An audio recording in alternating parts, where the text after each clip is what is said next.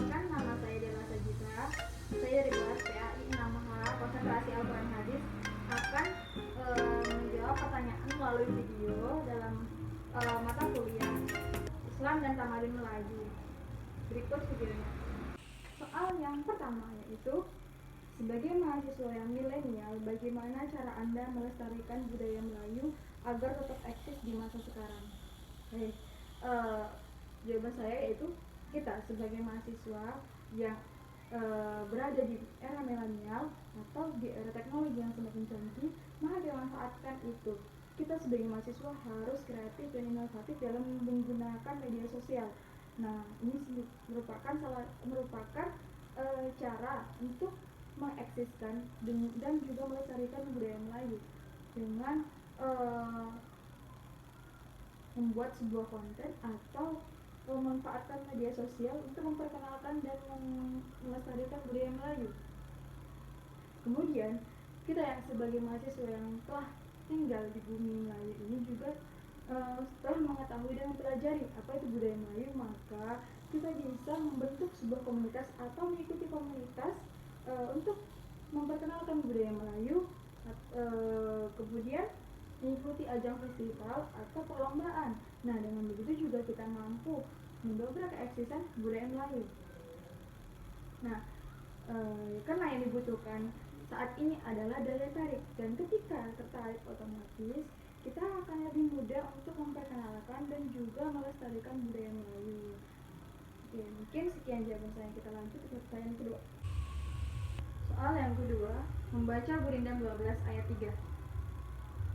Gurindam 12 ayat 3. Apabila terpelihara mata, sedikitlah cita-cita.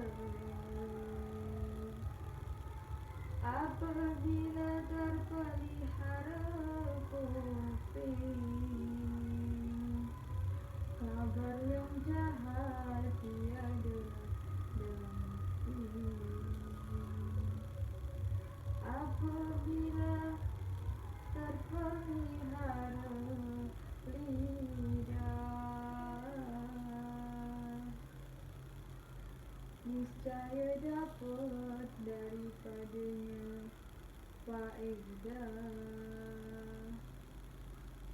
Bersungguh-sungguh engkau memelihara tangan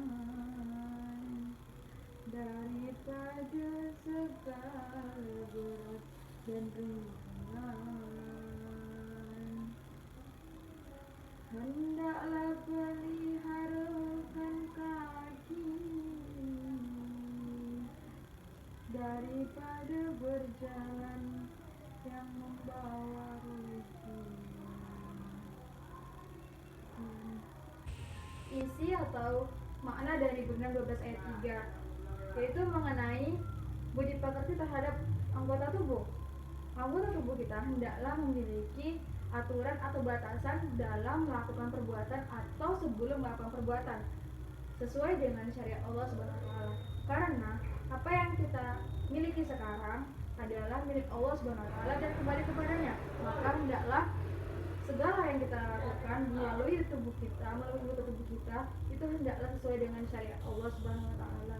Terutama pada anggota tubuh kita yaitu panca indera seperti mata, telinga, lidah ketika berbicara, kemudian tangan dalam berbuat, dan kaki ketika melangkah, itu hendaknya sesuai dengan tujuan yang baik dan sesuai dengan syariat Allah Subhanahu wa taala.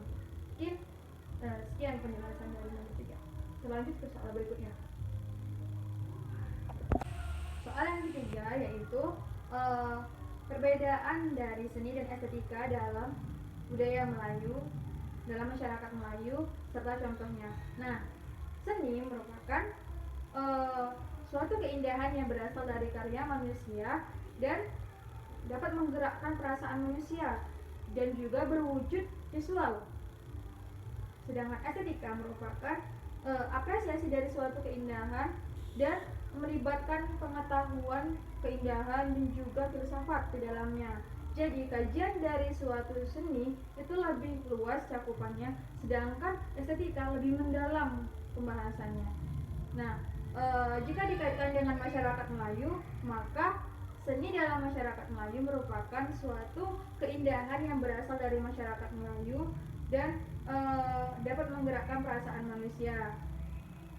Contohnya tuh ada seni tari. Seni tari itu ada seperti tari zapin, tari nirmala, tari persembahan, tari makyong, dan ada juga seni sastra, seni musik. Nah, itu termasuk dalam seni. Sedangkan estetika dalam masyarakat Melayu itu merupakan suatu makna dalam hasil pengetahuan yang melibatkan pengetahuan keindahan di dalamnya yang berasal dari masyarakat Melayu. Nah, contohnya seperti karya sastra puisi magis. Puisi magis itu berisi kepercayaan-kepercayaan masyarakat Melayu yang dibungkus dalam seni. Jadi bukan hanya seni, tetapi terdapat pengkajian ilmiah di dalam sebuah seni. Sekian jawaban dari nomor 3. Kita lanjut ke nomor 4. Kita masuki soal yang keempat, yaitu sebutkan bentuk-bentuk kepercayaan masyarakat Melayu yang masih dipakai hingga sekarang. Nah, ada beberapa bentuk kepercayaan masyarakat Melayu, diantaranya bentuk kepercayaan terhadap hal-hal goib atau roh goib, seperti contohnya itu orang Bunian, di mana mereka percaya terhadap roh-roh orang roh goib yang terkenal di masyarakat Melayu. Kemudian bentuk kepercayaan mitos atau legenda seperti tidak boleh keluar malam, larangan ibu-ibu hamil, ketika hamil itu tidak boleh duduk depan pintu, tidak boleh keluar maghrib. Kemudian seperti kupu-kupu masuk ke dalam rumah menandakan akan ada tamu. Kemudian hujan panas menandakan akan ada orang meninggal. Kemudian burung gagak juga menandakan orang meninggal. Kemudian bentuk kepercayaan dalam bentuk tradisi. Contohnya itu seperti adanya tepung tawaf dan mati tanah. Sekian jawaban dari saya. Memasuki soal yang kelima, yaitu buatlah dua buah pantun yang berbalas. Baik, pantun yang pertama, ada iti makan manggis dimakan di tepi danau. Wahai cik yang sangat manis, bagaimana mendapatkan engkau? Oke. Pantun yang kedua atau balasannya, sebentar lagi hari raya, singgah ke rumah Pak Penghulu. Jika Tuhan menaikkan saya, ijab kabul terlebih dahulu. Sekian jawaban saya. Terima kasih.